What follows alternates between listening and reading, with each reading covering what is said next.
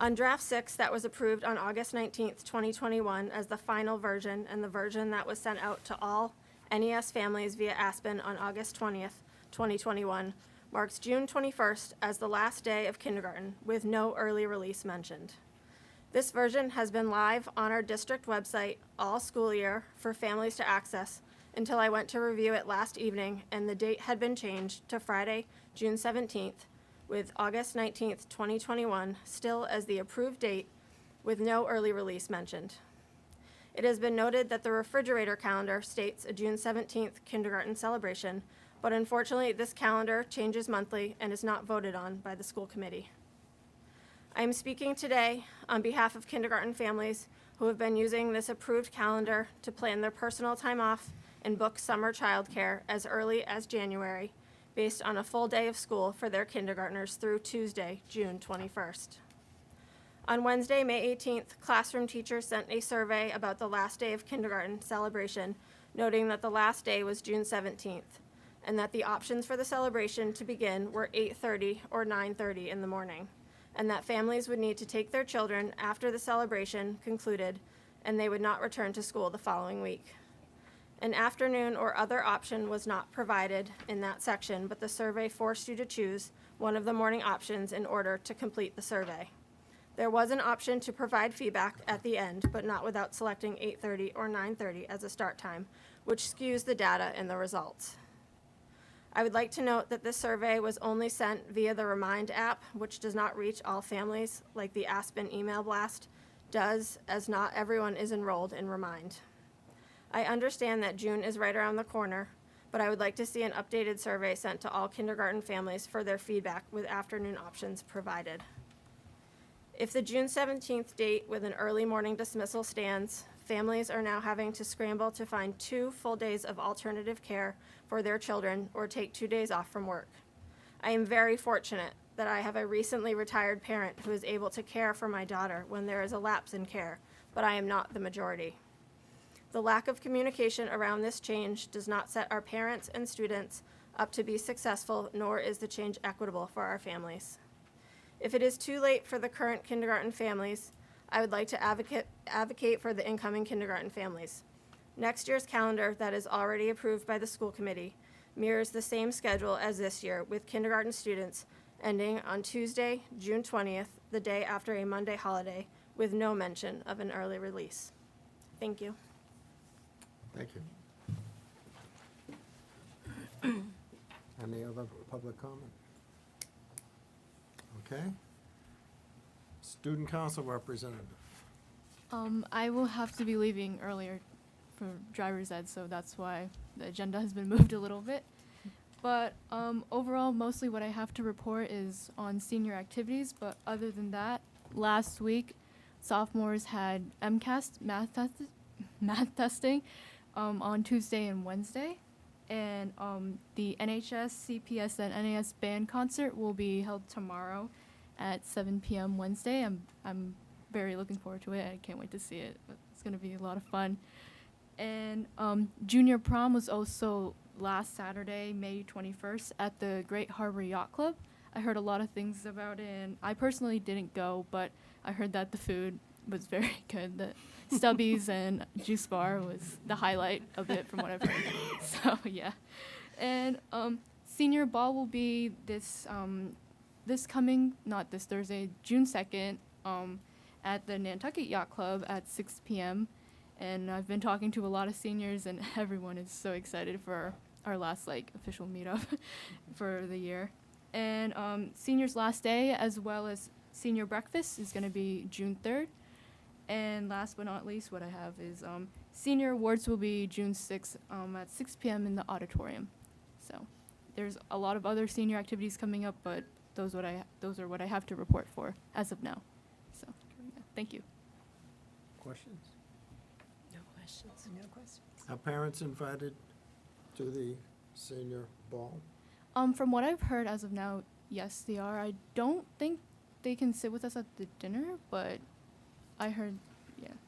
If I may ask, through the chair, if Mrs. Vassal could share that information. So thank you, and through the chair, the plans are that the dinner is for faculty and seniors only. The parents will be invited after that to view the slide presentation and whenever the seniors receive their yearbooks. Are they also? They can also come to the photos at 5:30, right before the dinner starts, or? I don't think that that was decided yet. Okay, thank you. Okay, thank you. Thanks, Catherine. Thank you, Catherine. Thank you. Moving on to school committee organizational determination and subcommittees, fiscal year '23. Okay. So, good evening, everyone.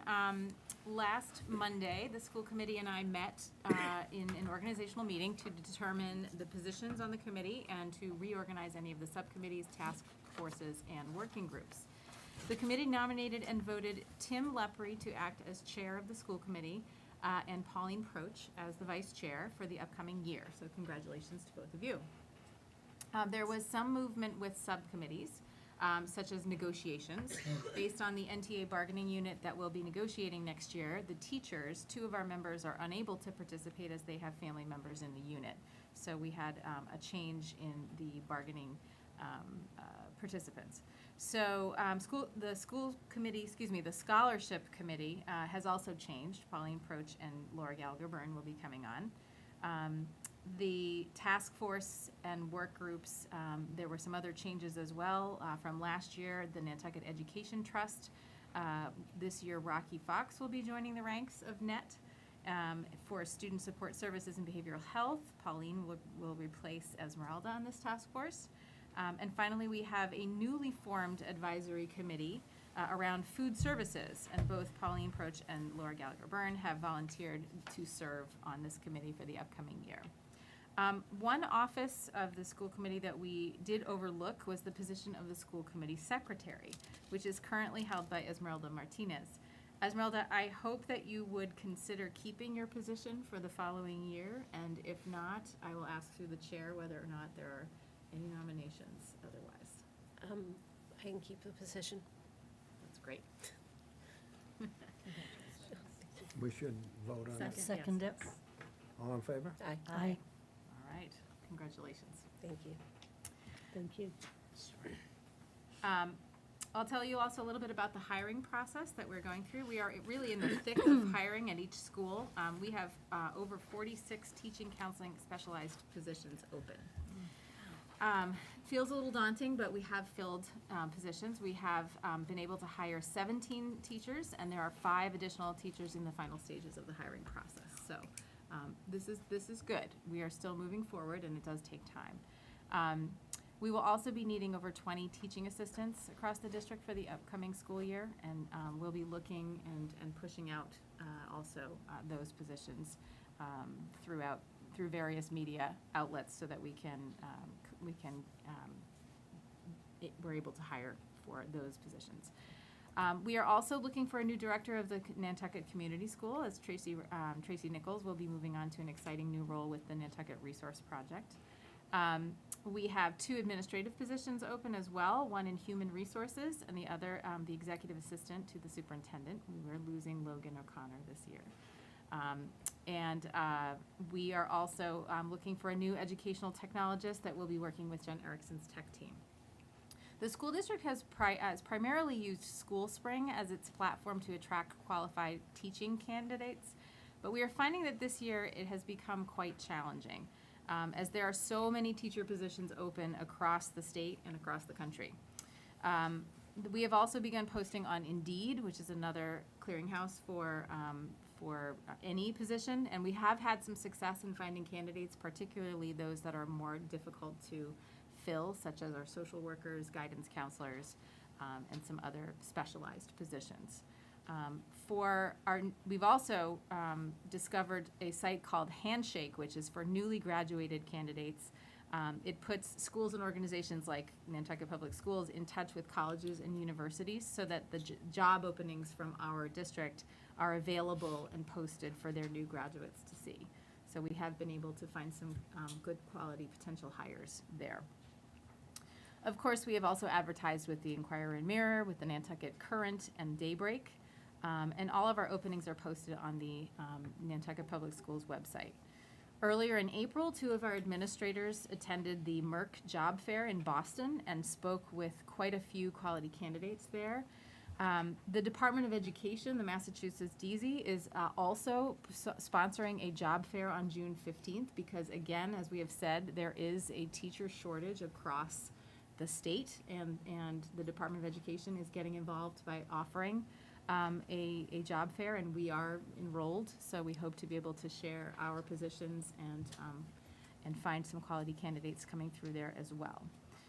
We are doing our very best to hire high-quality candidates for our positions, but we do run into some of the same challenges.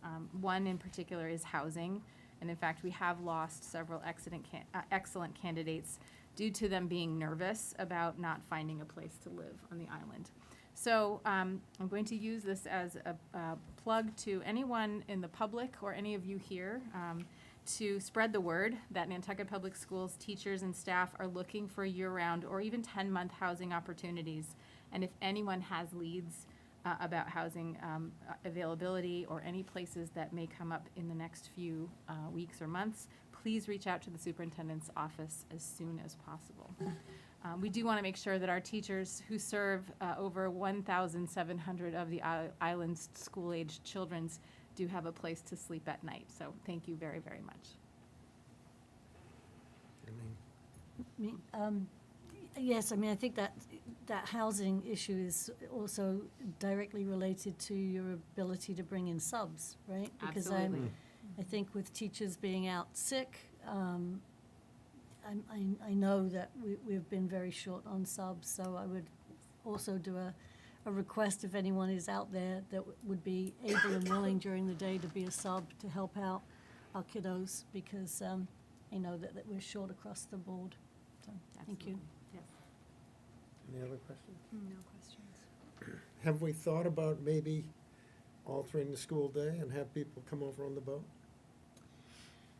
We certainly could consider that. I have a feeling that it would throw off certainly our sports schedules, but if that is what is needed.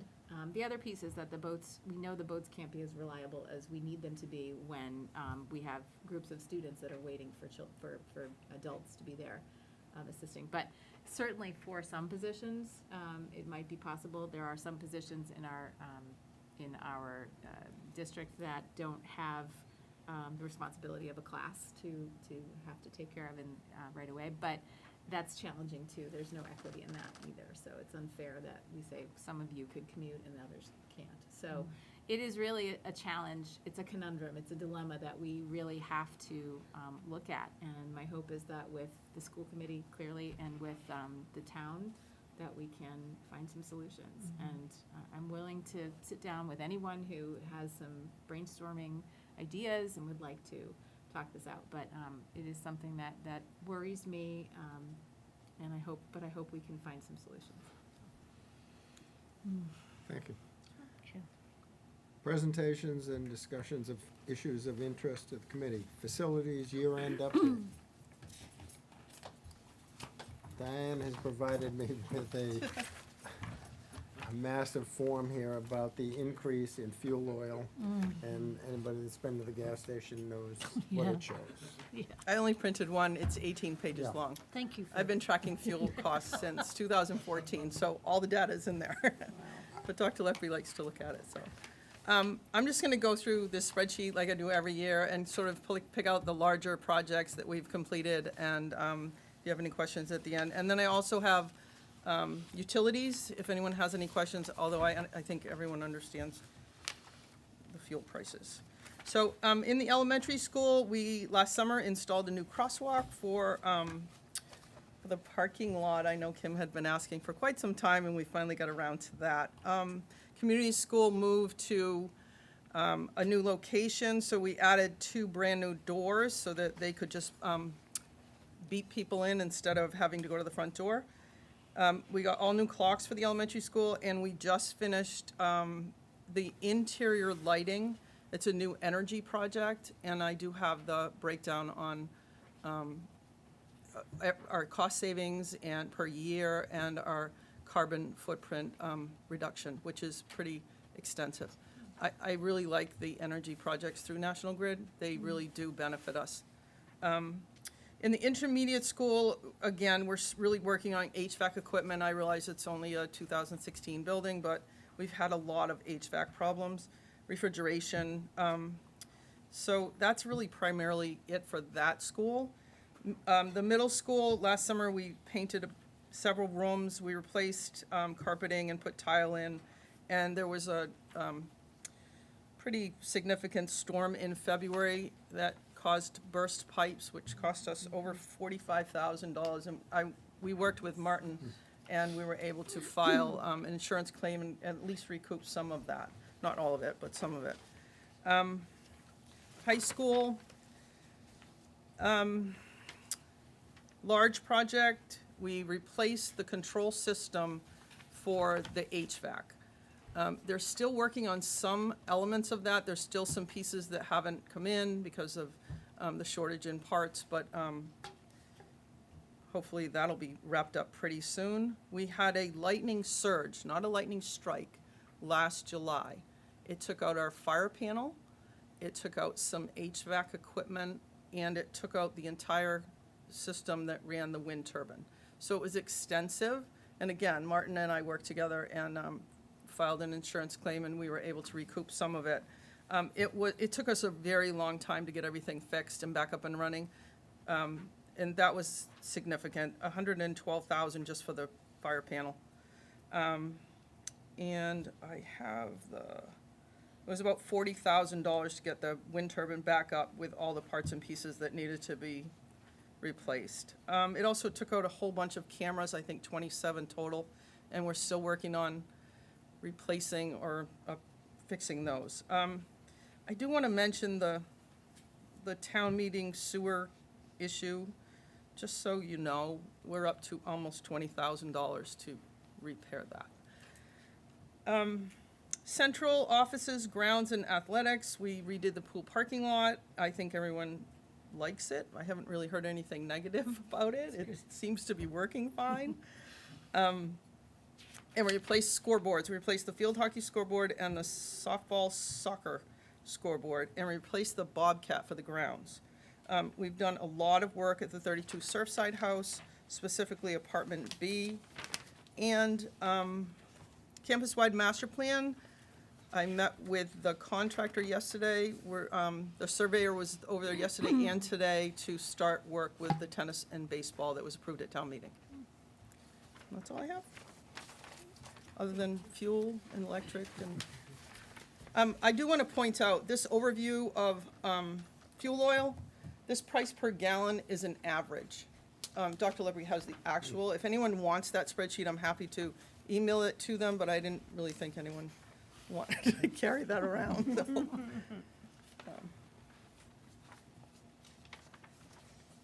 Questions? Anything else? No questions. No questions, thank you. I have one, just Diane. What is the housing issue? How's that impacted you getting contractors to come in and do the work? Well, as you know, the Nantucket Public Schools rents a Nantucket Educational Trust House that we're able to put in our bids as an offering to our contractors so we can get work done. And it really reduces the price of our bids because of it, because they're not dealing with trying to get housing here in the summertime, and actually all year round, but especially the summer. And they've already filled it, the new contractor that's going to be doing the tennis and baseball. So it's really helpful. I can't say that it solves every problem, but some directors will email me and say, is the house full? I have someone here, and we either say yes or no, and we're more than willing to offer it if it's empty, but it's not always empty. So, Okay, thank you. Okay, thank you. Thank you.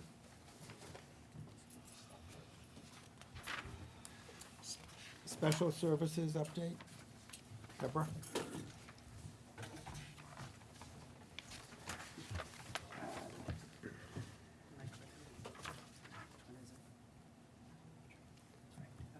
Good evening, everyone. Thank you so much for having me be here tonight to be able to talk about special education for the year 21-22. I would like to recognize many of my department members that joined us tonight in support of the department. And just to preface my remarks, I am the director of the department, they're the ones that do all the work. So I think it's really important to recognize the fact that although I am very proud to lead this department, what I do wouldn't be able to be done without them. A lot of what I'm going to discuss tonight are a lot of statistical information, and you all have received this ahead of time, and you'll forgive me if I don't prolong my explanation of it, simply because there's other things that I think are a little bit more important in the presentation. Currently, we have 329 students qualified for special education, and we have 7 students placed out of district in residential placement. I was actually today at a residential visit for one of our students who's actually returning in July. So I'm very excited about that one as well. But I've been doing that over equitable share to receive special education services from the private schools. The total number of students has increased by 9 this year on IEPs in the district. We are now at 19% of our students in the district qualified for special ed, and that is above the state average. For 4 years, we have been below the state average. But one of the things to qualify is we've had a pretty significant increase of enrollment of students that are presenting some pretty high needs. So we have addressed those very quickly, especially at NES.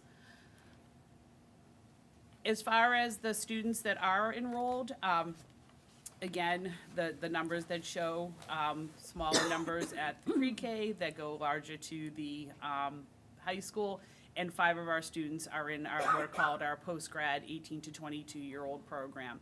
I do want to point out that since January of 2021, we have continued to offer the option of IEP meetings being held remotely and in person, and parents have found that to be quite convenient. So it's one thing that we have carried over from our COVID closure, but it's really for the parents' convenience to be able to fit it in.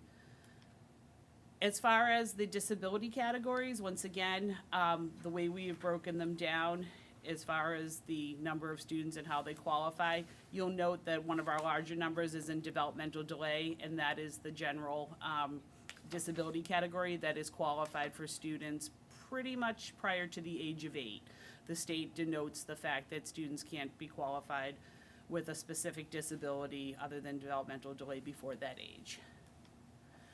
And again, as I just mentioned, we currently have 7 students placed as residential schools. Through this year, one of our students did return to Nantucket High School in September of 2021.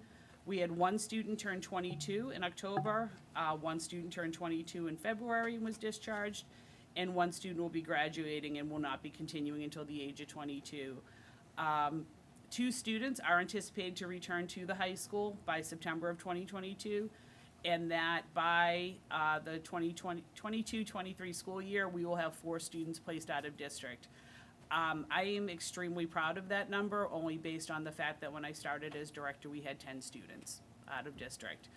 Sometimes age has worked on my side, but I would like to say that the introduction of the Effective School Solutions program at Nantucket High School has also helped.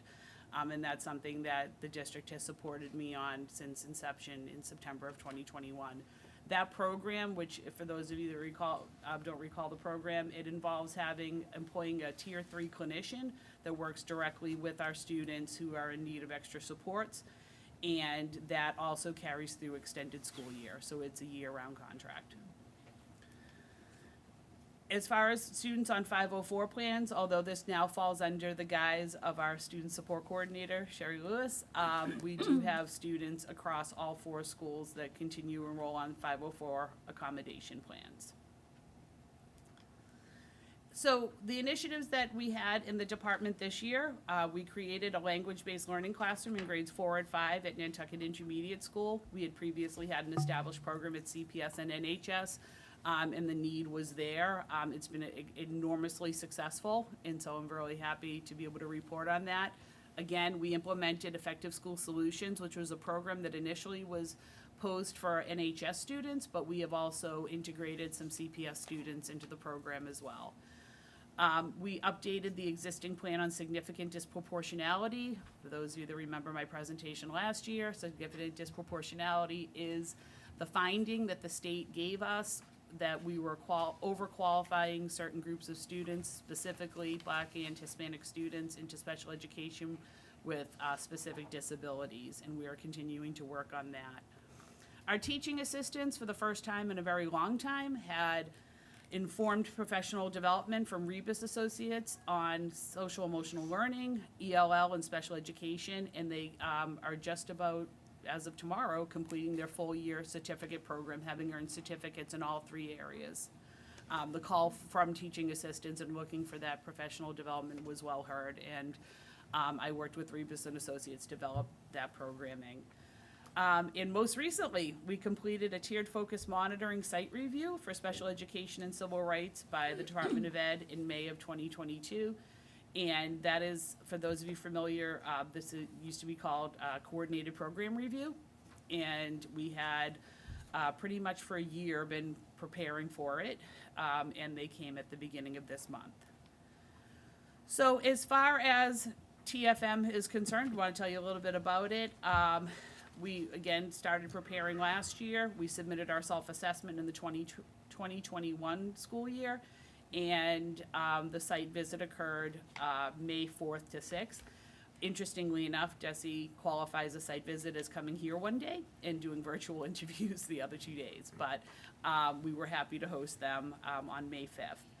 The district was evaluated in the following areas: licensure and professional development, parent, student, and community engagement, facilities and classrooms, oversight, time and learning, and equal access. For the site visit, they conducted parent surveys and interviews. We administered a student survey on equity, which I did share in this presentation, some of the results. We administered this survey in English, Spanish, and Portuguese to students. I want to emphasize this was administered during the high school advisory period and was completely voluntary. Students were not required to complete it, and we are very appreciative of those who chose to. We also administered a faculty survey on equity. You will notice that information is not included in your presentation because as a district leadership team, we haven't had an opportunity to review that information, so I did not include it. I am required to present it to you at a later time. The team from DESE conducted tours of NES, NIS, CPS, and NHS. We also did a folder review that was the focus on discipline, making sure that we're maintaining our folders accordingly. And interviews occurred with the special education teacher, the SNAC co-presidents, the principals of all 4 schools, and Dr. Hallett, myself, and the coordinator of student support in SEL. So a lot was fit in a very short amount of time.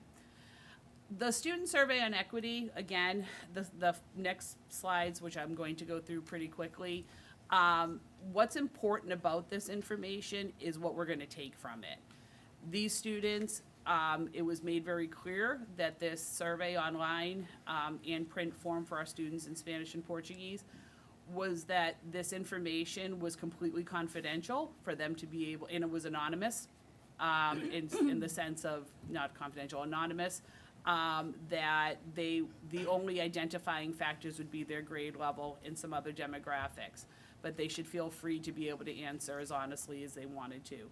We had a fairly equal distribution among all 4 grade levels, and we looked at, in terms of our ethnicity, the breakdown of how the students answered, and there was 144 total responses in grade 9 through 12.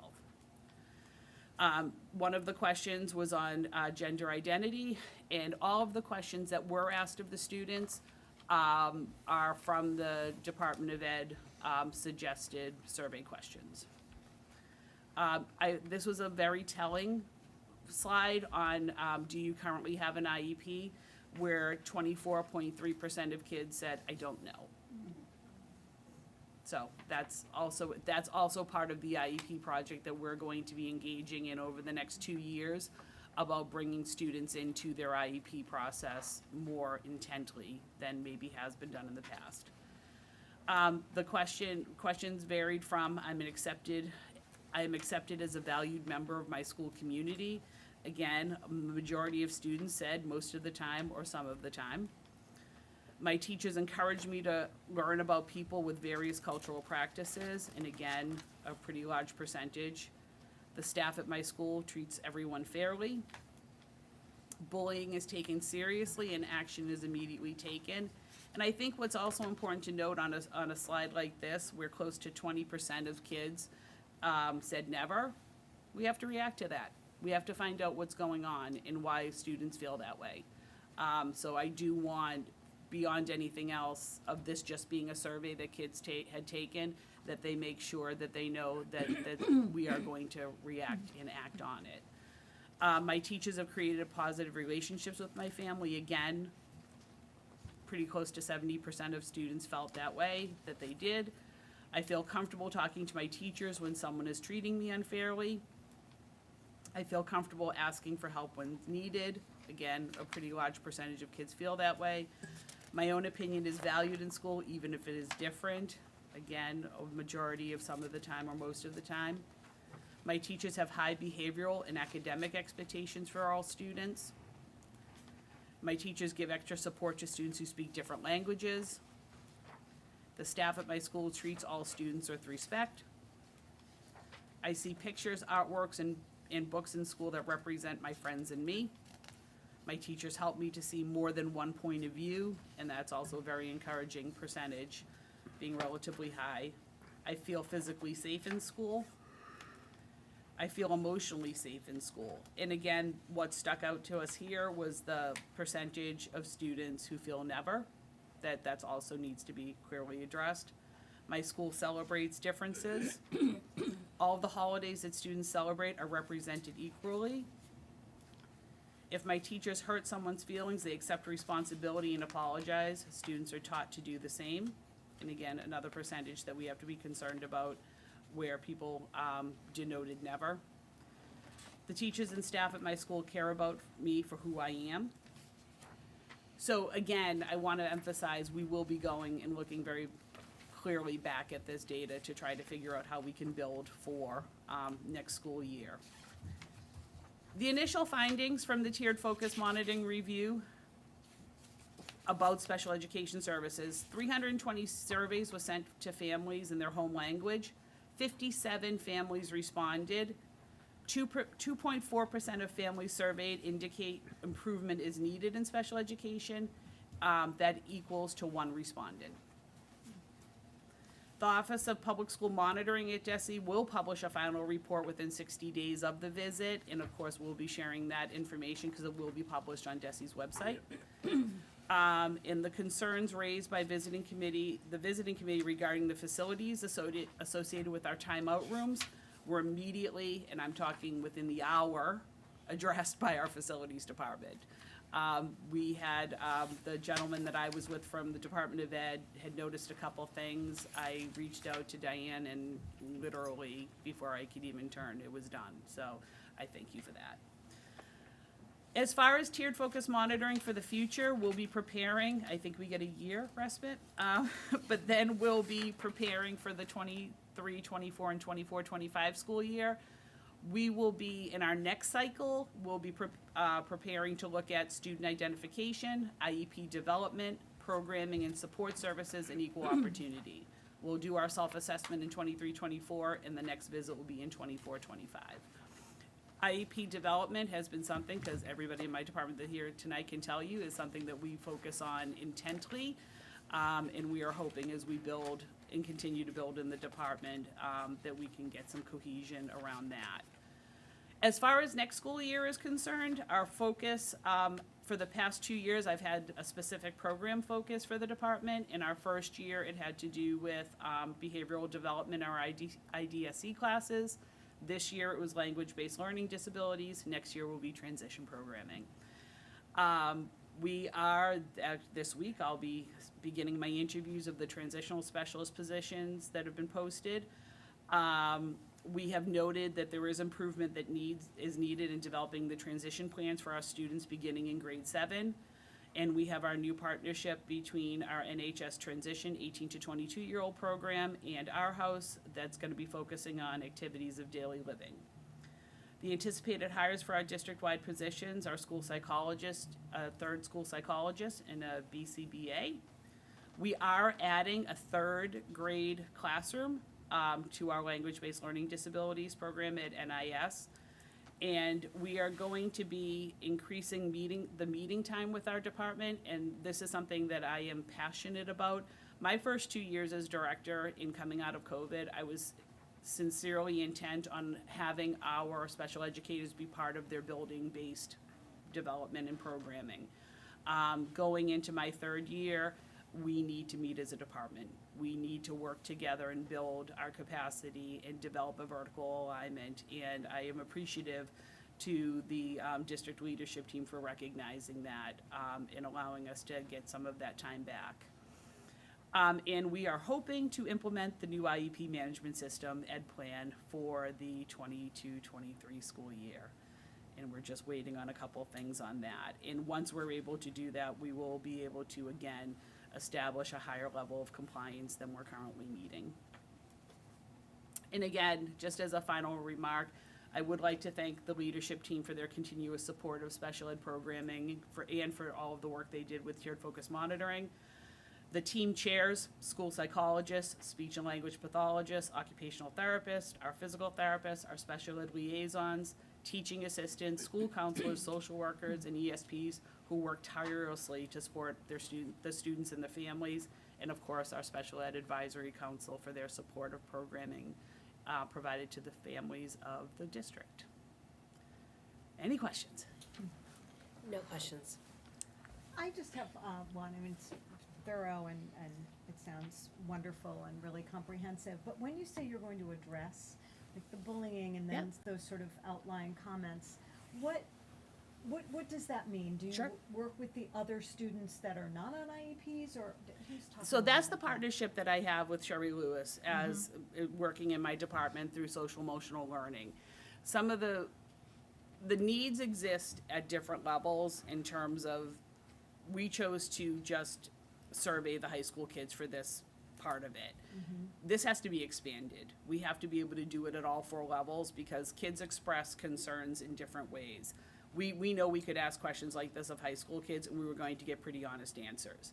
But that doesn't mean, if you look at kids at NIS and if you said you feel safe in school, they're not necessarily going to interpret what that means. We have to look at the programming that we're using with the curriculum, as well as being able to figure out how to best discern from them how they're doing every day. And that's, like I said, part of the partnership that I have with Sherry and my department to be able to do that. And I would like to say that this time next year, we're going to have a more comprehensive understanding of the needs district-wide. I have a clear understanding of the high school right now, but that's not everybody. And it's just really important to be able to do that. And maybe some different assessment tools where it's not just. Exactly, exactly. And that's because one of the things, as Dr. Hella can describe, it seemed like every day the Department of Ed was asking us to do something different for tiered focus monitoring, and we did it. We rose to the challenge, but it was hard. And to administer surveys and to get the information disseminated and to be able to do all the things that they had required, I am proud of the work that we were able to do with it, but I know more comprehensively things that the Department of Ed expects us to do on a yearly basis as a district we hadn't been doing in prior years. And so I'm trying to catch everything up as best as possible without compromising the process and doing it correctly. Thank you. You're welcome. I think Bobby has a question.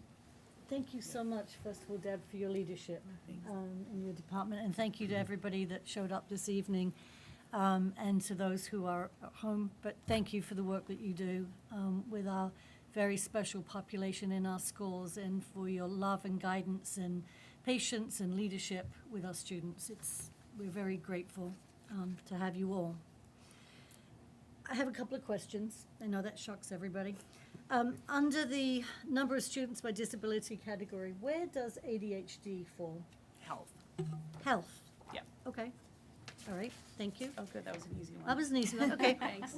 What do your visits look like when you go to the place, when you visit students? I love that you go there. Yeah. I'm just kind of curious, what does a typical visit look like? What are you For the looking out-of-district for? students? Yep, so what we're required to do, and this is a way more complicated answer than you probably want, but we receive reimbursement through our circuit breaker for students that are placed out of district. And again, the average tuition for a student that's placed out of district is somewhere in the vicinity of between $180,000 and $200,000. So we're very happy when we get reimbursed for that. But I am required to go and complete a very specific report to be able to submit with the paperwork that we have to give for circuit breaker. And basically what it does, I have to review all of the records ahead of time, and then review the records of the school, that the school maintains on the student. And then I engage in a series of classroom observations to make sure that the students are receiving the appropriate grade level or accessible curriculum. I see where they live. I go through and see what their average day looks like. I talk with the teachers, I talk with the administration, and I talk with the student. And I was one of the things that really was very, very touching today is a student that I have been working with since I started in Nantucket is now in his second placement, the one that will be returning in July. And he said to me, he calls me Deborah. He goes, Deborah, do we have the new school open yet? I said, huh? I said, what new school is that? He goes, you know, at the high school. I said, oh, the new program that I was telling you parents about? I go, yep, that's all set. He goes, good. He goes, that's what I'm going back to. And like, that for me that's what this is all about.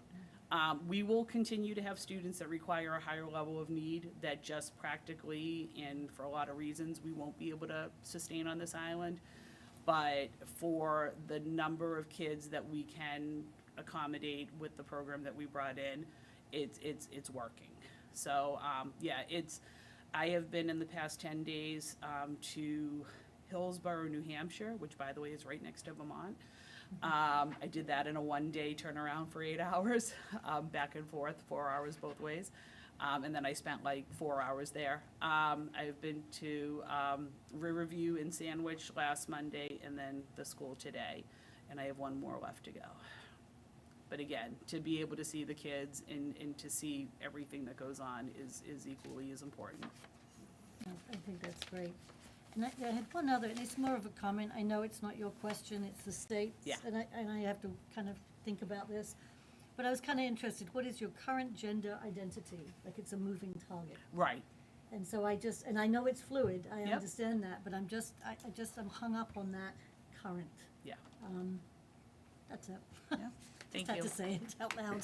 Thank you. Are the plans developed for the reintegration of these students coming back? Yes. Yes, prior to the students returning, and as I said, we've already had 2 kids come back. Our program coordinator for Effective School Solutions meets with the families prior to them returning, and we establish a plan for them to come back. They've come back to the high school, and the guidance staff, Mrs. Vassal, Ms. Saradellis, have been integral in welcoming them back. They've attended all of the meetings. There's probably a series of 3 to 5 meetings that happen before they actually return. Because then one of the components of the program is also a family connections program where the parents are supported as well as the student. Because for some of our kiddos, they haven't lived at home for a while. Thank you. You're welcome. Any other questions? I think Bobby has one. I know you talked about the student survey. Yeah. Is this survey available for all students? It was sent out through advisory. I know Yeah. Yeah, I'm sorry, Bobby. Yeah. It was sent out through the advisory groups. Thank you. We're good?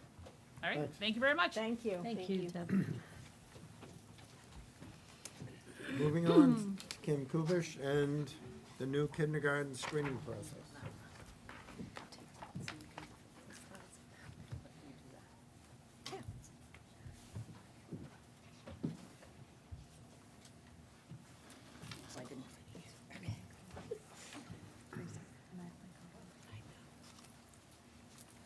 So thank you very much. I'm excited about the opportunity to be here and share our new process with all of you. And I remind you that earlier in this school year, we had staff, and thank you to the staff who are here, from our school and from our K team as well. But they came and shared some struggles that they were going through. And so this is a team that I would tell you has worked beautifully together and collaboratively together with each other, therapists, interventionists, and administration. And so what you're about to hear and what happened 2 weeks ago is evidence of this amazing collaboration. We're really excited to share this with you. The necessity of creating this new screening process is directly related to COVID. We have had 2 years of not being able to do what we have done for all the years before me and all the years that I was here, which would involve bringing students in and doing a screening, having a one-to-one screening with them so that we could get a little bit of a sense of who they are. And so we had not been able to do that. And so it was really important for us to, in our PLC conversations, that's the next slide, sorry. In our professional learning committee meetings that happen weekly and our extended work days, the teachers worked really hard on this plan. And what they did was like, okay, we need to understand who our students will be. And so it used to be that kids came one by one with their family in the springtime. So instead, they created this day that you are going to learn about. We made the plan, we talked about our hopes and dreams and the requirements we felt that needed to be a part of it. And then we met with Dr. Hallett, who gave us her blessing to do this on May 11th. May 11th, as you know, was a half day for all district staff.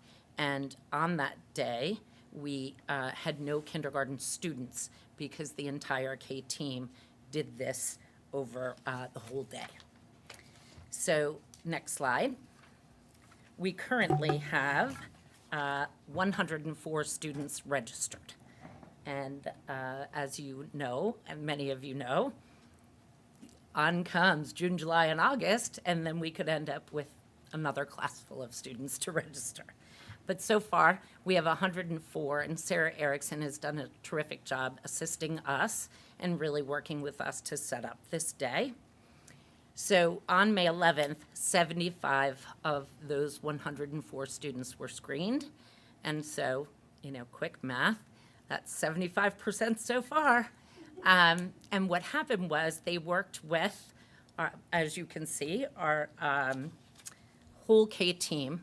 And then we included the special education teachers at the K level, all of the English language learner teachers, and all of our TAs in kindergarten.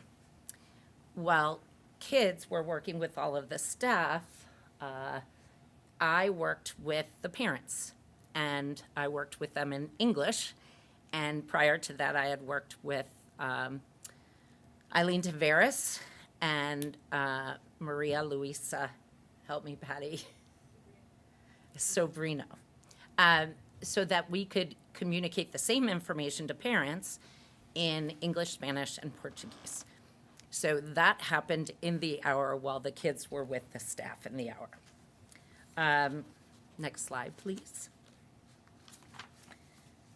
So on this slide, which you can't see at home, and maybe you can't see in your PowerPoint, but this is the screener tool. Now, the kindergarten team did make some modifications to this, and just so I can summarize for you, the Brigance is a national test. It's normed. It's not an IQ test.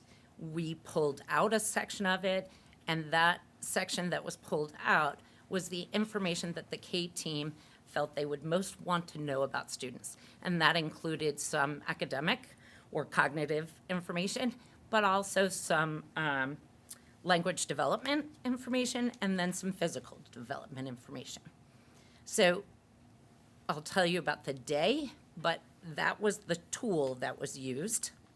And then there was another tool that was really about looking at observations of students while they were participating in this day. And in those observations, things that the adults were looking for were students' vision, their auditory processing, their speech, their emotional functioning. How did they separate when they came into this classroom with some little friends that they didn't know yet, but some other kids? And their motor skills. Did they have self-reliance skills? Did they have any stamina for this hour? So those were the observational things we looked at, in addition to that more personalized cognitive screener. Next slide, please. So while they were doing this, I had the parents, and I'll speak to, because I know the other ladies did this, we had the parents come in, and our goal there was to really introduce parents to being welcomed in our school, inviting the partnership. I will tell you secretly, not secretly, I advertised for our open TA positions in there. We made a flyer, we handed it out, we encouraged them to consider it because I know that several TAs started in our district as moms. So the hours were convenient and they were in expectations.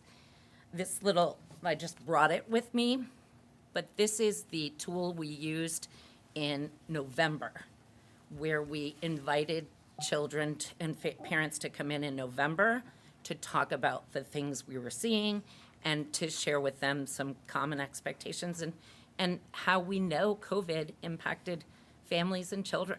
And so we wanted to sort of level the playing field through this experience and make sure we shared what those expectations are, what the school rules are. And not in a, you know, you need to fix this, or you need to go home and start tutoring your child if they don't have this, or you need to ask for 5th grade if they have all these things. But in a, this is in general what 5-year-olds look like and should be able to do. And then through that, we shared, 5-year-olds are kids who have vivid imaginations, they like to help, they like to try new things. And so sometimes it was a most enjoyable day for me to be with the parents because there was lots of nodding, lots of questions, lots of, oh, okay, all right, yeah, we've got this. And it just felt really good because you could see we were starting to build that partnership. We reminded parents the necessity of saying no to their children, talking about their school day with their children, and really trying to, poke the conversation that my daughters would tell me when I said, hey, how was your day? Fine. We talked to them about, these are the extra questions you can ask. What did you eat for lunch? Who did you play with? What did you do during choice? What were you doing in math? So we tried to give them some of those tools to take that conversation a little deeper. We certainly shared responsive classroom. And then the other big thing that I did, and I know we're across our leadership team really, and part of the disproportionality plan is we're really trying to talk about the importance of attendance in school and not taking extended leaves and not missing tons of school, because we so value and know the critical nature of building that foundation in our school. And we want to make sure that those gaps don't exist for kids. Next slide, please. So on this slide, you can kind of see that we had 2 classrooms open for each hour session, and we had different groups of students, 75 total, but there were 10 or so on average in each room. And so the adults were split, and these are the things that they got to do. They would come in, they would do a song, sit on the rug, much like morning meeting, hear a story, hear the rules about what they were required to do, walk, be kind. And then they would go and pick an activity at several different stations, and they would work at those choices for free play. And that was a great opportunity to see how they navigated with other children, how they might need to problem solve, whether it be choosing their activity. And that is a place where some of the adults were watching the kids and noting on the screener. While they were in those activities, another adult would just pull one child at a time to go do the Brigance cognitive screening. Next slide, please. we broke this PowerPoint down so you could sort of get a piece of the students and the educators. So what the educators were doing is helping facilitate them coming to the rugs, to do that observation, as I mentioned, do the screener. And then the teaching assistants were walking around and helping kids play, facilitating that play in instances where it was unsure. It was puzzles and blocks and Lego. Mike, I need your help, Mike Gordon. Those math pieces, the shape pieces, coloring, things like that were at the tables. Next slide. So some conclusions that we determined and next steps. All of this information is what our current kindergarten, first and second grade teachers are using, their year's worth of knowledge, to set up placement for the next school year. When we haven't known kindergartners, and for 2 years we haven't screened them, so we've really known very little, this, and the data entry is happening, this gives us some information to better place children so that we can create those heterogeneous groups, but also have the next steps are, we still have those 34 plus kids that need to be screened. We also have some children that we noted who we may want to, and I know they happen to just leave, but we want to have our occupational therapist come in, and we want to have our speech pathologist come in just to take a look to see if there might be, not a formal evaluation, but to make some recommendations about need for potential services or need for possible potential further evaluation. And that is what happens on those days when we are, kindergarten is not in session. So then they will do the placement for next year's kindergarten. The kindergarten teachers will do that based on what they learned on May 11th and with this information. And that is work that currently the first and second grade teachers are doing during EWD every week, trying to get the students placed. And then the last page is just kind of fun, some feedback that we received, and certainly we received it in person. But I also received some emails from families where they took advantage of the opportunity, as we do every year, to let parents share some information with me in regards to placement, whether it be so-and-so is my child's best friend, they should not be in a class together. So-and-so is our landlord, it would be great if they weren't our teacher. But in that feedback that I received, it was a lot of, wow, this was fantastic. We got to see those rooms up close. We did our K registration as we do in January, but this was much deeper. And so the kids were comfortable. We're hoping that helped with some separation stuff we sometimes see. And the kids were excited. And then the team was just thrilled to be able to meet who their new little ones will be and have that transition hopefully made a bit easier, and then really have some important data that will help inform the placement. And just that little comment up there was from a parent who said, wow, this made me feel welcomed and excited for my child to come to kindergarten. So it was a really, really fantastic experience. Questions? Esmeralda? I did have questions, but you kind of answered them at the end with the 29 students that did not attend. Was it because they didn't attend or because they just didn't show up, or are they part of the pathways that they didn't need the extra screening? So, no, we had pathways come in. Okay. Students in pathways did come in.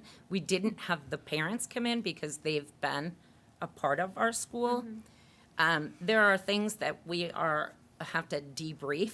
And so knowing the day that I spent with parents, and I would say Louisa and Eileen had similar, because they ran over and asked questions in between. It would be good to have Pathways families come and hear that piece too. As far as the 30 who did not come, some are newly registered after that, May 11th. Oh, okay. And some missed it despite calls and attempts, and then others are not here yet. Oh, okay. So it was a sampling of those 34. It was kind of across those 4 or 5 options. Is the Brigance newly implemented, or has it always been, it's all new? It's not, Brigance is not Not new. new. This has been around for a long time. Okay. But this is new to the elementary school in the last, I want to say 6 years, with the exception of not doing it for 2 years prior. Maybe it's 5 years. So we did it for 3 years and then put it back in again this year. Because we didn't do any of it during COVID. course. It is a tool that actually lots and lots of districts across the country use, and they have forms for 3-year-olds, 4-year-olds, 5-year-olds. Oh, wow. Yeah, it's, it can be pretty extensive. We were just pulling out the things that will most help us. I just feel I feel optimistic that this will alleviate a lot of the issues that we had at the beginning of the school year. And I really hope it works. That was our hope, I and mean- really, I can't say enough about, we're all so proud of the work that this team did to put this day Yes. together. Thank you. It was real, don't thank me, this is their work, and Thank it you. was incredible. Laura? I'm curious if you noticed any difference, just sort of anecdotally, in seeing these kids after not, they're brand new to this. Of course. I'm just curious about your observations. So I'm probably not the best one because I spent most of the time with the parents. But I would say when I saw kids coming in the building and they would sign in and get their sticker with their name on it and get their picture taken, and then their parents would come to 3 different rooms, and then the kids were going, it was very, red sticker to this room, green sticker to this room. Some kids came all dressed up, very excited. I think that what I gleaned, and I'm happy to get back to you with this information, is it looked to me as if there was a readiness and celebration of this day with families, so that I think that kids were pretty excited to be there and do this, and nothing is jumping out at us right now. And anything we're noting are those kids that we want to do further follow-up with to be prepared. And that's really about making sure that we are going to meet the child's needs. Yeah, so it wasn't, what I was doing in September and October, running around the building kind of Right. stuff. We didn't see that. Right, that's wonderful. Yeah, very anecdotally, I share that. Yeah.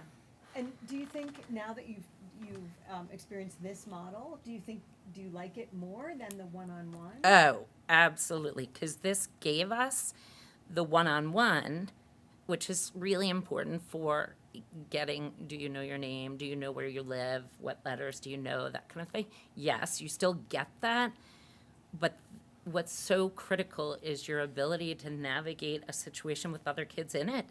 And so this was that opportunity to really see that up close. And to Esmeralda's point, the kids who are in pathways, they've been doing that. Sometimes the kids that are in pathways have been doing that since they were 3. So this, I think we had 40 to 50 students who had no preschool experience at all. And so several of the kids who had no preschool experience were part of this group that came in on May 11th.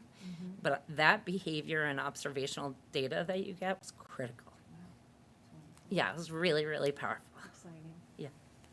Thank you. Thank Karen. you. Thank you. Did you have the opportunity to talk about, or did it come up about the amount of screen time that's appropriate or not appropriate for this age group? I mean, when So- you're with the parents? Yes. And we are working with Janine Fitzgerald, and she gave us some really good hours that we could give back to parents.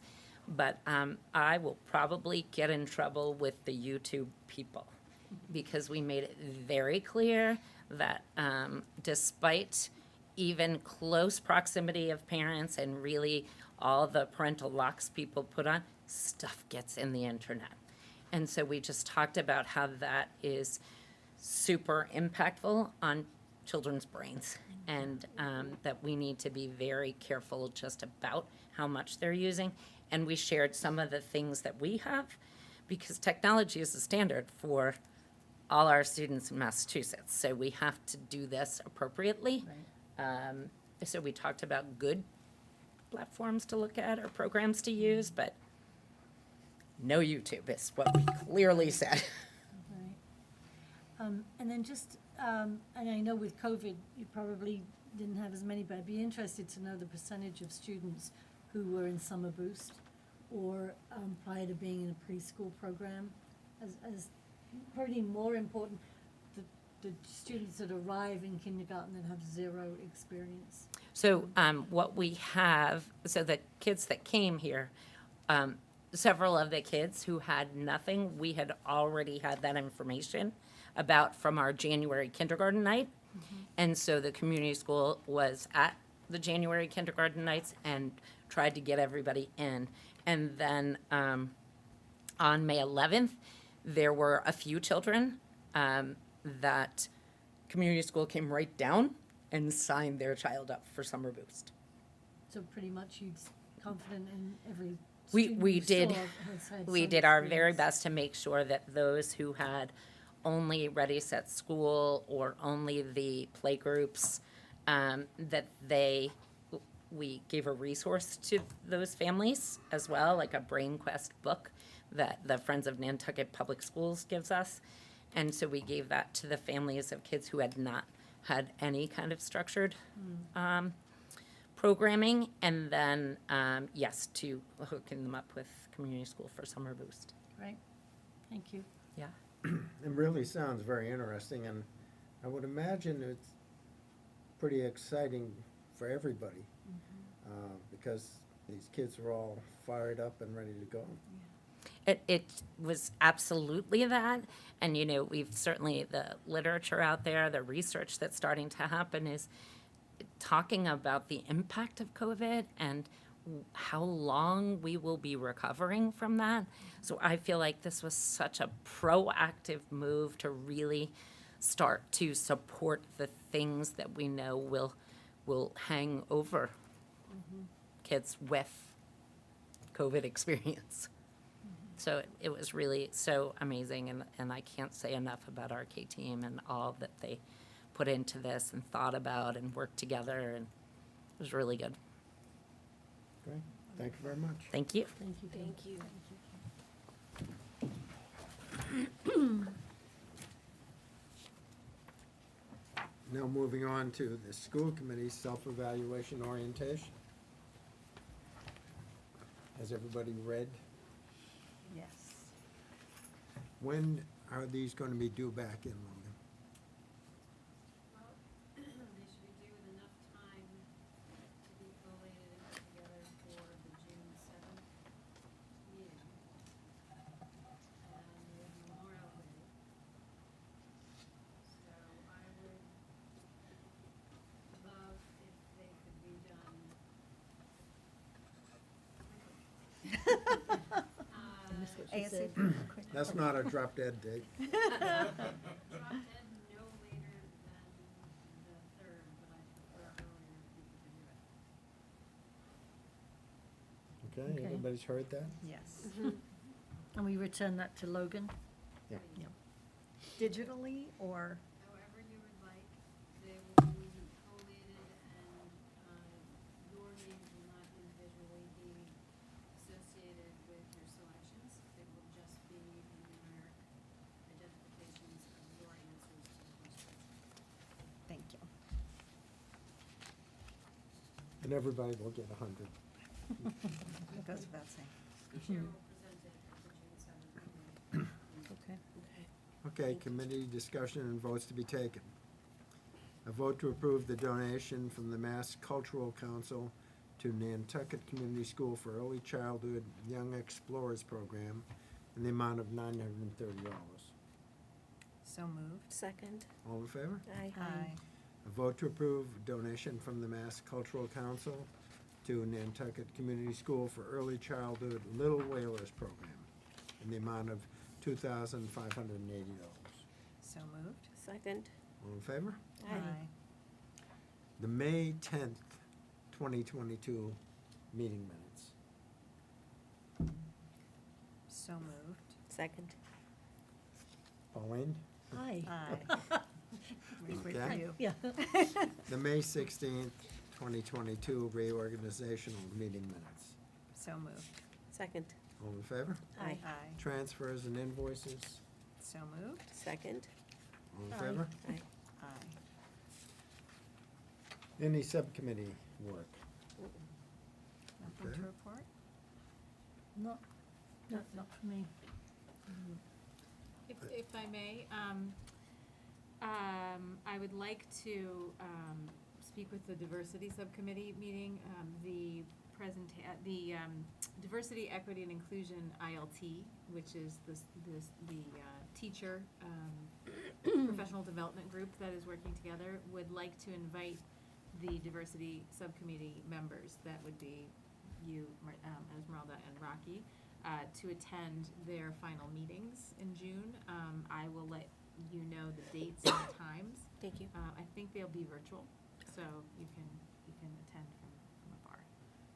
But that will give you some information as to what they've been doing, and they'd like to include that for you.